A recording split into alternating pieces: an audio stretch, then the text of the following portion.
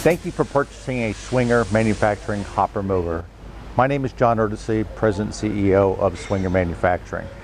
To program a Generation 1 control box, which can be identified by the cables going directly into the box through seal tight, versus the Generation 2, which has the blue connectors on them which disconnect at the box. You first have to remove the 4 screws on the top of the lid. Remove the lid, being careful not to stretch or break the cables that are here on the switch.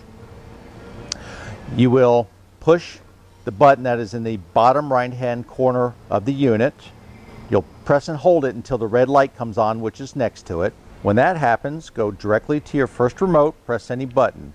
You'll see the light flash once. Go to your next remote, press any button. The light will flash twice. Go to the third remote, press any button. It'll flash 3 times and so forth up till 9 remotes. After 5 seconds of inactivity, the light will flash 3 times and go out, signifying that the programming is done.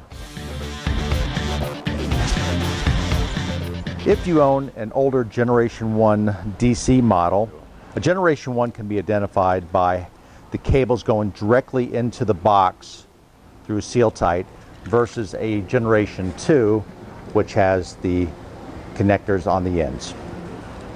To program the Generation 1, you press the little white button on the circuit board until the light comes on. Go to your first remote, press any button. Second remote, press any button. After 5 seconds, programming mode will end, and then you should be ready to go.